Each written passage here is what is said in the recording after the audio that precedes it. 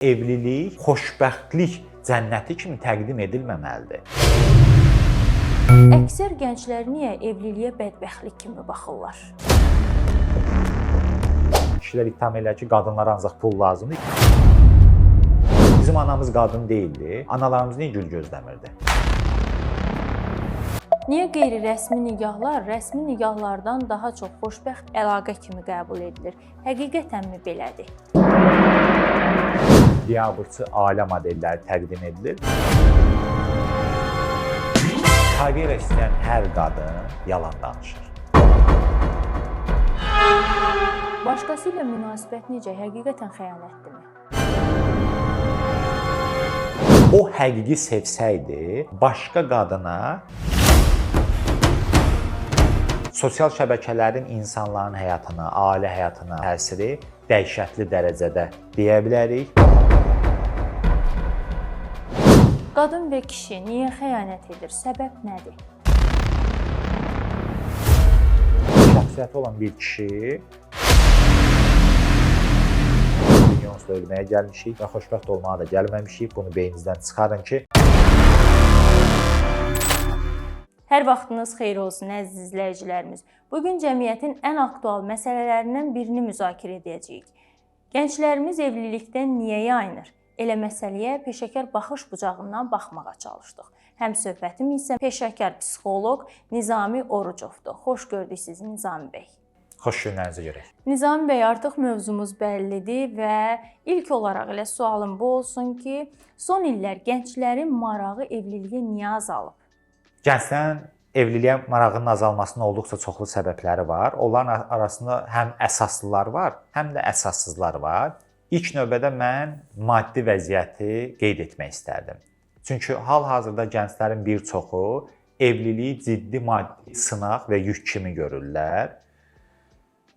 Düşünürlər ki, toya pulu hardan tapsınlar, evləndikdən sonra iki nəfərin dolanışığını necə asanlaşdırsınlar, gələcəkdə övladın dünyaya gəlməsi məsələləri var. Bugünkü gənclərin bir çoxu bizim vaxtilə valideynlərimizdən fərqli olaraq həyata, ailəyə, övlada baxmağa hazır deyillər. Özlərinin ciddi emosional və psixoloji problemləri var. Bir çoxu məsuliyyət yükünün altına girmək istəmir. Bu əlbəttə ilk növbədə maddiyyata bağlı məsələlərdir. Ona görə də onlar çox vaxtı evliliyi ciddiyə ala bilmirlər. Daha sonra azadlıq məsələsi. Azadlıq məsələsini qeyd edəndə nəyi nəzərdə tuturam? Gənclər bugün azadlıq məsələsinə olduqca böyük önəm verirlər və bəzən anlayışları səhv salırlar. İnsan bir nəfərlə münasibətlər yoxdur, ailə həyatında ola-ola da müəyyən qədər azad ola bilər. Öz maraqlarını, dostlarını, öz yaşadığı həyatı davam etdirə bilər. Amma bir çox insan ailənin verəcəyi məsuliyyəti, o sınaqları azadlıqla müqayisə edib tək qalmağı seçir. Hal-hazırda ətrafda olduqca çoxlu uğursuz evlilik misalı var. Hər kəsin öz ailəsinə yaxın dostlarında, öz nəslində, sosial şəbəkələrdən, televiziyadan biz çoxlu uğursuzluq misalı görürük. O məşhur verilişlərdə də gördüyünüz kimi orada ancaq neqativ, uğursuz, hətta biabırçı ailə modelləri təqdim edilir. Gənclər bunun təsiri altında evlilikdən, xanımlar normal bəy tapmaqdan, bəylər normal xanım tapmaqdan qorxurlar. Yəni elə düşünürlər ki, bu imkansızdır. Çünki düşünürlər ki, özlərində belə bir ailə həyatı gözləyir. Bir çox vaxt mən hətta ayrı-ayrı məclislərdə kişilərlə mübahisə edirəm ki, müəyyən sosial şəbəkələrdə gördüyünüz mənfi qadın obrazı və yaxud da eşitdiyiniz qadın obrazları bu ölkənin bütün qadınları deyil. Qadınlarımız var olduqca ailə dəyərlərini yüksək saxlayan, ailə həyatı arzulayan, yəni bir çox vaxt kişilər ittiham edirlər ki, qadınlara ancaq pul lazımdır. İzah edirəm ki, heç bir pula ehtiyac duymayan, təbii ki, minimum normal yaşamaq üçün, hörmətli yaşamaq üçün o təbii haqqdır hər kəsdə. Amma buna ehtiyac duymayan qadınlar da var. Yəni siz nəyə görə ancaq neqativdən tutursunuz? Həmçinin qadınlar da, məsəl üçün indi görürsünüz ki, xaricilərlə evlilik çox böyük, belə deyək, vüsət alır. Düşünürlər ki, ölkəmizdə normal insan deyil. Yəni bu yanlış düşüncələrə görə də gənclər evlilikdən qaçırlar. Nizami bəy, gənclərin çoxu evlilikdən qaçır, amma qeyri-rəsmi münasibəti daha çox istəyirlər. Qeyri-rəsmi münasibətin həm hüquqi, həm də psixoloji öhdəlikləri azdır. Əslində evliliklə qeyri-rəsmi münasibətin arasında, yəni fiziki baxımdan, həyat tərzi baxımından fərq çox azdır. Amma Orada hüquqla müdafiə yoxdur deyə və psixoloji olaraq müəyyən öhdəliklər yoxdur deyə, məsəl üçün, qeyri-rəsmi evliliklərin çoxu necə olur? Gizlin. Evlilikdə isə bu iki insan cəmiyyət içərisinə çıxırlar, öz valideynlərin qarşısına çıxırlar, dostun qarşısına çıxırlar, yəni ictimaiyyətin qarşısına çıxırlar. Qeyri-rəsmi münasibətlərin, indi xarici dillərdə əslində bu həm də qeyri-rəsmi evlilik sayılır. Qeyri-rəsmi münasibətlərin özünə görə bu şəkildə bəzi insanlar üçün üstünlükləri var. Mən bunu dəstəkləmirəm, çünki bu belə gedişdə Azərbaycan millətinin gələcəyini təsəvvür etmək, çünki biz hər birimiz öz millətimizin gələcəyini də düşünməliyik. Çox bir qorxulu mənzərə ortaya çıxır. Qeyri-rəsmi evliliklərdən, qeyri-rəsmi münasibətlərdən ortaya çıxan, doğulan uşaqlar var. Yəni qeyri-rəsmi nikahda doğulan uşaqlar deyirik biz onlara. O uşaqlar var. O uşaqlara çox vaxt həmin kişilər sahib çıxmır.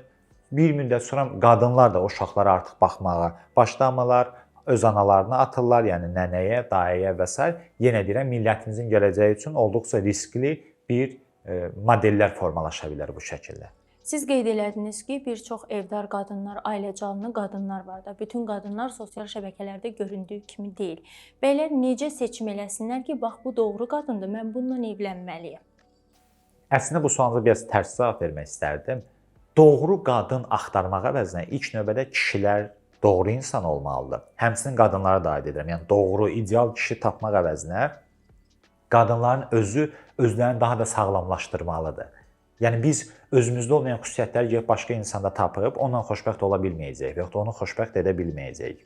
Ailə dəyərləri olan bir xanımla və ya bir bəylə ailə dəyərləri olmayan və ailə həyatına uyğun olmayan, uyğunlaşmayacaq insanı ayırd etmək əslində asandır. Təbii ki, rola girmiş insandırsa, bunu tutmaq çətin olacaqdır. Amma bu insanın gələcəklə bağlı danışıqlarından, tələbatlarından, yanaşmasından, sizə münasibətindən ortaya çıxa bilər.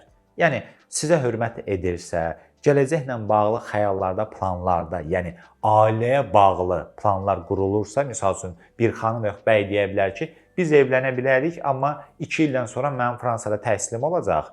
Bir 2 illik gedib qayıdacam. Sən burada gözləyərsən, mən 2 illik gedib qayıdacam və bunun kimi cümlələr işlədirsə, yəni gələcək planında, xəyallarında, arzularında sizə yer yoxdursa, ümumi yoxdursa, biz əvəzinə daha çox mən deyə danışılırsa, orada artıq biraz düşünmək lazımdır. Bəs əksər gənclər niyə evliliyə bədbəxtlik kimi baxırlar? Çünki ətrafda olduqca çoxlu mənfi misallar var. Həm o mənfi misallar öz sözünü deyir, həm də ki, evliliyə xoşbəxtlik gözü ilə baxmaq da, bilirsiniz ki, son illərdə mən də müəyyən bir fəlsəfi dəyişikliklərdən keçdim, özümün yaşadığım böhranlara görə.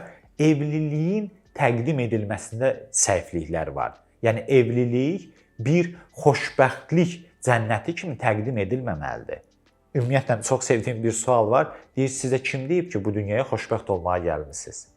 Yəni o yanlış düşüncə və fəlsəfəyə görə səhv gözləntilərlə yüklənirik. Sonra reallıqla toqquşuruq və ağrı acı yaşayırıq. Deyirik ki, biz bədbəxtik. Əslində burada elə bədbəxtlik də yoxdur. Evliliyə xoşbəxtlik kimi yox, evlilik iki insanın bu dünya qarşısındakı mənə görə yalnızlığa qarşı verdiyi bir cavabdır və dünyanın və həyatın o bir şey ki, daha sərt danışsaq, deyir ki, bu dünyada heç nədən qorxmayın, çünki ən qorxulu şey baş veribdir. Biz bu dünyaya ölməyə gəlmişik. Belə bir deyim var, bu da sevdiyim deyimlərdəndir. Yəni, bu dünyadakı o qorxularımıza qarşı digər bir insanla bir araya gəlib, bu ağır yükləri bölüşəcəyimiz bir yerdir ailə. Yəni, özümüzə yeni bir doğma insan tapırıq. Ona görə deyiblər ki, əslində ana, atanı sevmək daha asandır və bundan da daha böyük sevgi yad bir insana qarşı yaşadığımız sevgidir. Ana, atanı sevirik çünki o bizə aiddir. Bacı qardaşımızı sevirik ya da övladlarımızı sevirik. Bir də var bir kişi bir qadını, bir qadın bir kişini sevsin. Yad iki insan doğmalaşır. Ona görə əslində sevgi çox müqəddəs sayılır. Bu şəkildə iki insan bir araya gələrək bu həyat yükünü paylaşmağa çalışır. Və bu nədən ibarətdir? Sınaqlardan. Yaş böhranları, maddi böhranlar, sağlamlıqla bağlı böhranlar, etibar, güvən sınaqları, paylaşa bilmək, açılışa bilmək. Yəni bu tam belə xoşbəxt bir gedişat deyil, bu çətinliklərlə dolu gedişatdır və çox insan indi biraz gedonist, qərbin və kapitalizmin təsiri ilə gedonist bir cəmiyyət formalaşdırılmağa çalışılır. Yalnız ləzzət və həzz üzərində hərəkət edən, əməyə, zəhmətə hörmət etməyən, müəyyən çətinliklərə doğru getməyən insan ruhu da elə formalaşıb, elə yaradılıb ki, insan çətinliklərdən və böhranlardan keçməsə böyüyə bilməz. Yəni burada bir paradoks var. Bir tərəfdən həzzə, ləzzətə qaçan gənclik, digər tərəfdən də çətinliklərdən keçməsən böyüyə bilməyəcəyin bir ruhun var. Bütün bunları nəzərə alaraq gənclərimizin çoxu asana qaçmağa çalışır, həzz, ləzzətə. Evlilik də bir qorxulu, mənfi, bədbəxtlik kimi təqdim edilir. Halbuki nə xoşbəxtliyin, nə bədbəxtliyin həzzlə elə də əlaqəsi yoxdur. Həzz keçicidir, müvəqqətidir, onun da sonu yoxdur. Yəni hər gün həzz ala bilməzsən, 365 gün xoşbəxt ola bilməzsən, bunları anlasalar gənclər evliliyə biraz başqa baxışla baxa bilərlər. Niyə qeyri-rəsmi nikahlar rəsmi nikahlardan daha çox xoşbəxt əlaqə kimi qəbul edilir? Həqiqətənmi belədir? Qismən razılaşa bilərəm, amma incəlikləri izah edərək, daha öncə qeyd etdiyim kimi, evliliyin müəyyən öhdəlikləri var. Bu, ümumi övladdır, ümumi məişətdir, psixoloji və hüquqi öhdəliklərdir. Qeyri-rəsmi münasibətlərin isə belə öhdəlikləri yoxdur. Məntiqlə o yükdən daha azaddırlar. Amma yenə də uzun müddətli baxsaq, gələcəyə doğru baxsaq, bir insan nə qədər qeyri-rəsmi münasibətlər yaşaya bilər? Ömrümüz çox qısadır. 60-70 illik ömrümüz var. Onun tam 1/3 hissəsi yuxuda keçir.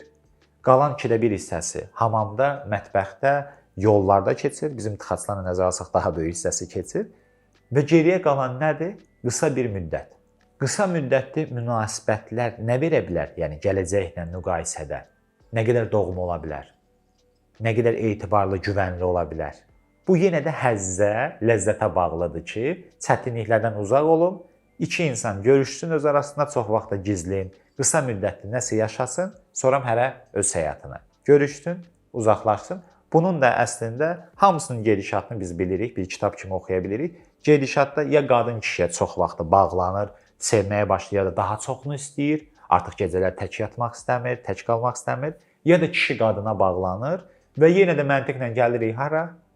Evliliyə, evlilik söhbətlərinə, mübahisələrinə. O da bir çox vaxtı qeyri-rəsmi münasibətlərdə evlilik söhbəti açılanda və yaxud bu mübahisələrə başlayanda münasibət dağılır. Bəs evli insanların görüşməsi necə, Nizami bəy? İndi cəmiyyətimizdə ən aktual və ən problemli məsələlərdən biridir. Qadının öz həyat yoldaşı, kişinin öz həyat yoldaşı və gizli bir münasibət yaşayırlar. Bəli. Bu da bunun da əslində çox aydın izahları var. Bir çox hal-hazırdakı Azərbaycandakı xəyanətlərin səbəbi əlbəttə ki, ilk öncə olan evlənmə yanaşmasında axtarmalıyıq. Necə gəldi, milyonlarla insan evləndi, ana seçdi, ata seçdi, məcbur evliliklər, hazır olmadan girilən evliliklər və 10, 15, 20 ildən sonra artıq o qədər problem yaranıb ki, yığılıb qalıbdı.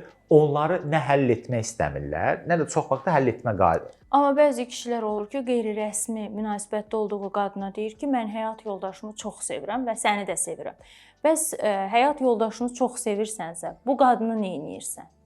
Mən sizlə tamamilə razıyam. Amma burada insanın özünü tanımamasından doğru bu problemlər. Ümumiyyətlə hər deyilən sözə inanmaq lazım deyil. Sevgi, yaradıcı və doğma ən yüksək bir hissdir. O həqiqi sevsəydi, başqa qadına yer olmazdı. O siz deyəndə bir zarafat yadıma düşdü. Deyir, səni çox sevirəm. Kişi kənarda münasibət qurduğu qadına deyir, səni çox sevirəm. Deyir, bəs sənin arvadın? Deyir, yox, mənim arvadım səni sevmir. İndi bu misaldakı kimi həqiqi sevgi başqa münasibətlərə yer verə bilməz. Həqiqi sevgi. Yəni o kişi yalandan deyir. Ya o xanımı aldadır, ya da ən pisi özünü aldadır. Sevmir, sevirmiş kimi gəlir ona və bu şəkildə özünə bəhanə uydurur. Sən sevdiyin insanın yanında olmalısan, mənim yanımda yox. Maraqlıdır. Bəs sosial şəbəkələr necə, ailə modelinə necə təsir göstərir? Sosial şəbəkələrin insanların həyatına, ailə həyatına, xüsusən də Azərbaycanlıların həyatına təsiri dəhşətli dərəcədə deyə bilərik. Çünki insanlar açırlar Instagramı, TikToku, Facebooku, hətta YouTube'u və İlk öncə o səhifəni vərəqləmək, 10-20 saniyəlik videolara baxmaq beyni bildiyiniz az qala debilləşdirir. Artıq qərbdə buna bağlı ciddi elmi araşdırmalar var. Beyni inkişafdan geri atır. Bu azmış kimi insanlarımız açıb bütün gün nə görürlər? O üzdə blogerlərimizin videosunda fikir verin, intellektual bloq aparan Azərbaycanlılar yox dərəcəsindədir. Yəni var 3-5 nəfərdir. Qalan nədən ibarətdir?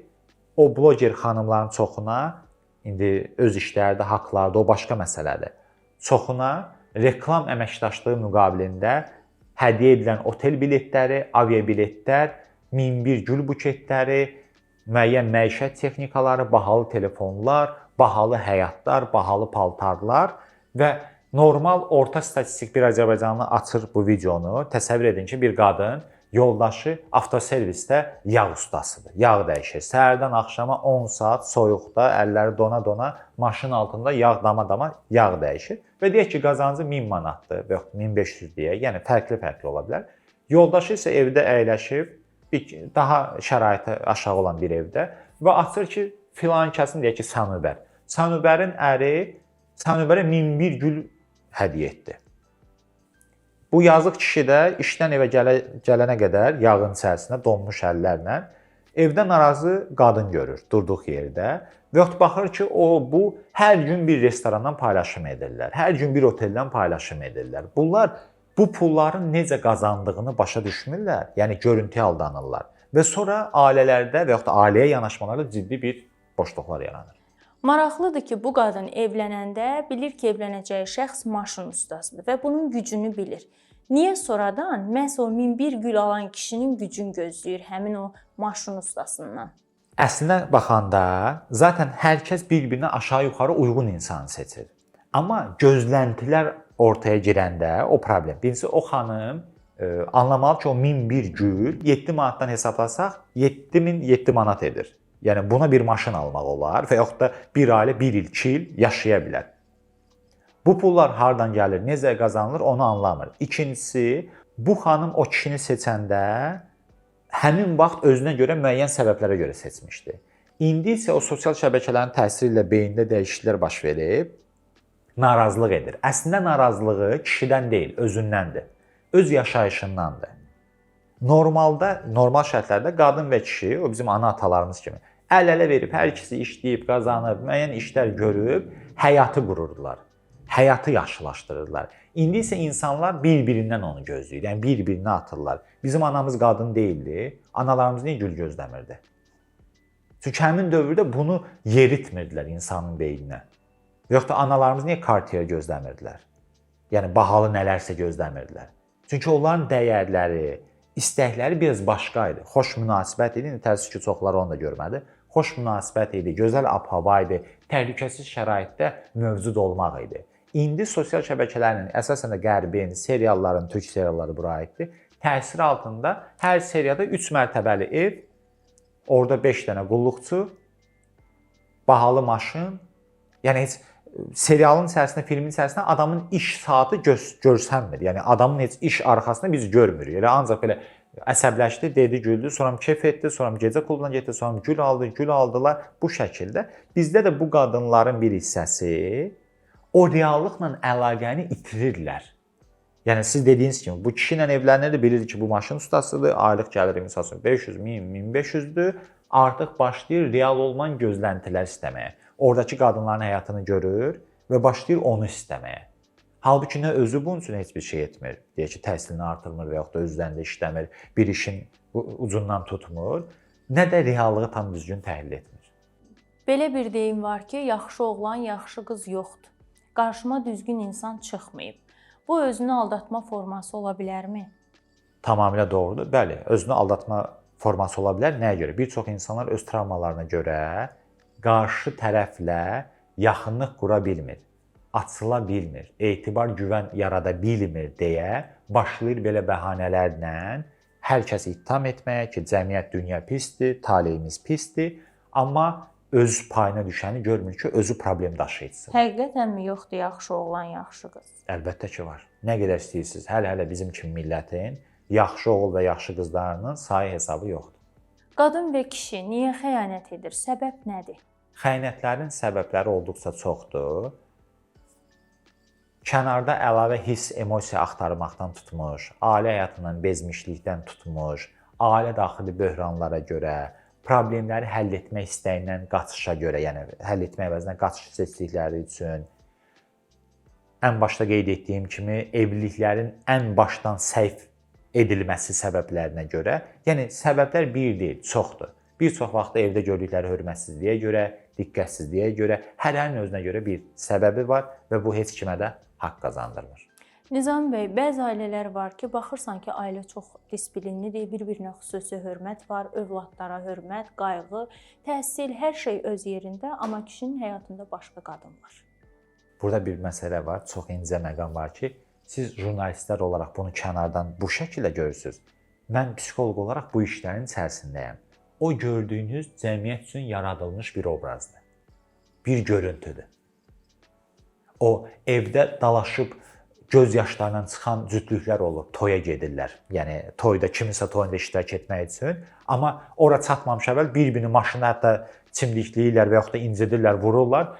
Zala girməmiş əvvəl deyirlər ki, gülümsə, gülümsə, heç kim görməsin ki, biz beləyik və başlayırlar o yalançı həyat tərzini təqdim etməyə. Mən hətta bir çox vaxtlar olur ki, yəni son 12 ildə bütün işlədiyim insanlar arasında o qədər insanlar olub ki, insan deyib ki, mən ərimi insanlara yalandan yaxşı insan kimi təqdim edirəm, bir obraz yaratmışam.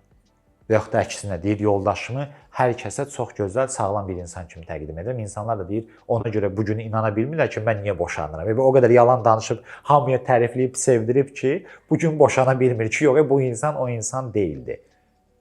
Siz gördüyünüz bir görüntüdür. Daxildə ailədə tamam başqa proseslər baş verir. Ona görə də başqa ailələri heç vaxt biz bilə bilmərik ki, daxilində nə yaşanır. Başqası ilə münasibət necə? Həqiqətən xəyanətdirmi? Əlbəttə ki, xəyanətdir. İnsanın ilk növbədə özünə xəyanət edir, öz seçimlərinə xəyanət edir. Bununla bağlı misal üçün mənim ruslar arasında olan rus cəmiyyətində olan yanaşma daha çox xoşuma gəlir. Nə mənada? Bir çoxunda təbii ki, hər kəsə aid deyil, orada da xəyanət edənlər var. Ruslarda münasibətdə iki insan arasında problem yarananda və ya sevgi, etiraz nəsə azalanda adam gəlib deyir ki, artıq səni istəmirəm. Ya gedirəm tək qalmağa, ya da filan kəsi istəyirəm. Yəni yalana çevirmədən. Bizdə onu demək olar. Bizdə onu demək təbii ki, çox təhlükəlidir. Çünki həm kişilərimizin bir çoxu, həm də qadınlarımız yetişməyib. Başa düşmürlər ki, qabağındakı insan ayrı bir insandır. O mənə bəzən olur ki, qəbulda və ya cəmiyyətdə insan deyir ki, filan qadınsız yaşaya bilmirəm, filan kişisiz yaşaya bilmirəm, nəfəs ala bilmirəm. Deyirəm, nə qədər də tanıyırsan? Deyir, 3 aydır. Deyirəm, 3 ay, 1 dəqiqə əvvəl o adam sənə kim idi? Biri təəccüblənir, deyir, heç kim. Deyirəm, birazdan da yenidən heç kimə çevriləcək. Nizami bəy, iki insan tanış olur və sənsiz yaşaya bilmərəm, sənsiz günüm keçmir. Bir müddətdən sonra artıq o yaşaya bilmərəm duyğusu yox olur. Bunu bitirən səbəblər nədir? Ən başda o insanın başqa adamsız yaşaya bilmərəm hissi öz şəxsiyyəti ilə bağlı problem və dəyərsizlikdən gəlir. Yəni özünü bir şəxsiyyət kimi görmür və yaxud da şəxsiyyəti digər insanın şəxsiyyətində qarışıb əriyir deyə artıq o insandan bir vəhdət gəlir. Və elə bil ki, günəş də, hava da, su da, çay da odur, amma sonra bir müddət sonra zaman öz təsiri ilə gözdən uzaq, könüldən iraq məsələsindəki kimi həmin insan görmədikcə, bu arada müasir sosial şəbəkələr və ünsiyyət vasitələri buna mane olur. Çünki bütün günü şəkili görə bilirik, videonu görə bilirik, statusları görə bilirik. Gözdən uzaq qaldıqca könül də artıq onu uzaqlaşdırır özündən. Qadınlar üçün karyera daha önəmlidir, yoxsa ailə? Karyera istəyən hər qadın və yaxud karyeranı hər şeydən çox istədiyini deyən hər qadın yalan danışır. Nəyə görə? Çoxu ya sevgidən, münasibətdən, etibardan zədəli insanlardır və qorxurlar, qapanıblar özlərinə. Hər bir qadın öz daxilində, hər bir qadın ailə də istəyir, isti yuva da istəyir, yanında güclü kişi də istəyir, övlad da istəyir. Nizami bəy, bildiyimiz kimi cəmiyyətimizdə boşanmalar çoxalır və elə boşanmış qadınlar var ki, deyir övladım var, olmaz, istəmirəm, ailə artıq ikinci ailə mənə görə deyil, amma eyni zamanda da münasibət istəyir.